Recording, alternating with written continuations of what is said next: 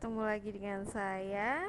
Kita akan membahas di sini adalah validasi instrumen yang berupa data interval. Nah, data interval itu contohnya apa? Contohnya adalah angket ya. Di sini adalah angket. Sembarang angket apa? Angket sikap, angket kemandirian dan lain-lain yang terdiri dari 20 butir. Jadi butir 1 sampai butir ke 20 ya di sini. Kemudian respondennya ada 18. Nah, untuk mencari validitas dari suatu instrumen yang berbentuk skala interval, kita menggunakan R product moment atau RxY ya. Tapi untuk Excel kita mudah saja melakukan yaitu tinggal membandingkan skor tiap butir angka di sini. Butir 1, butir 2, butir 3. Jadi setiap butir skor butir 1 misalnya dibandingkan dengan skor total. Jadi yang harus kita lakukan mencari skor total dulu, yaitu dengan rumus sama dengan sum.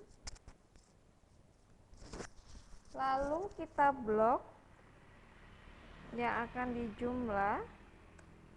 Lalu di enter. Nah, di sini adalah jumlah skor dari responden 1, lalu kita tarik saja sampai yang terakhir. Nah, kita sudah tahu skor totalnya.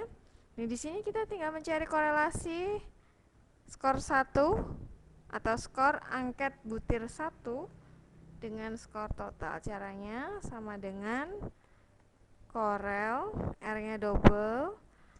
Lalu kita blok yang butir 1, kemudian koma atau titik koma kalian perhatikan di sini sesuai dengan Excel kalian. Lalu yang area kedua itu adalah skor total, lalu tinggal di enter. Nah, di sini hasilnya adalah 0,6. Untuk yang berikutnya itu sama rumusnya. Nah, maka skor totalnya kita freeze atau kita kunci dulu dengan lambang dolar. Di sini kita tambahkan dolar supaya skor totalnya tidak berubah ya. Tinggal kita tarik ke kanan, maka semua nilai korelasinya langsung muncul ya.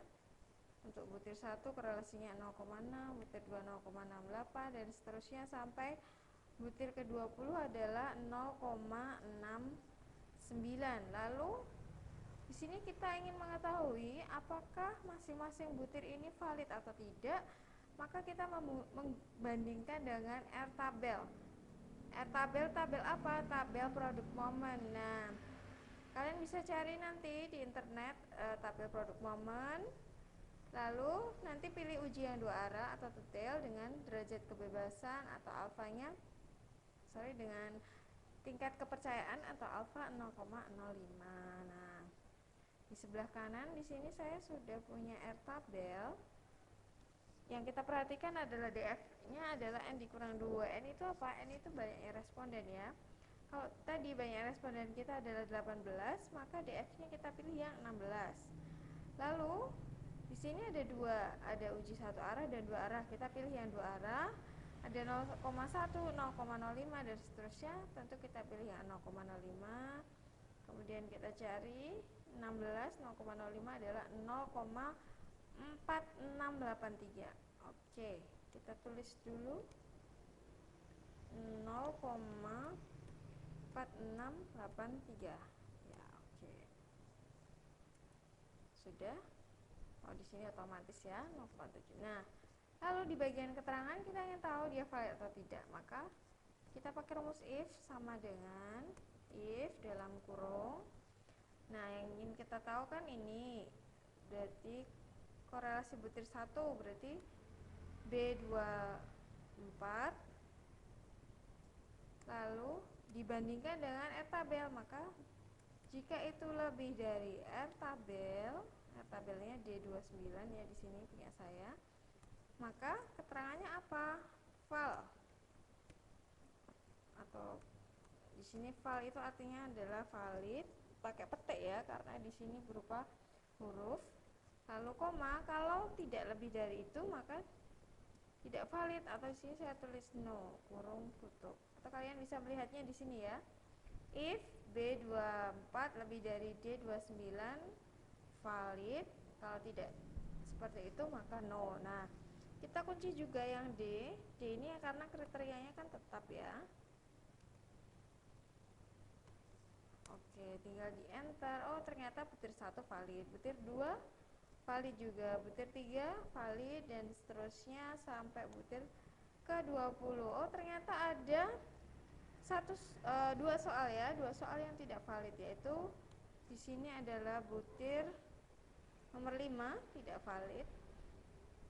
Kita bisa kasih tanda atau kita kasih warna lain ya.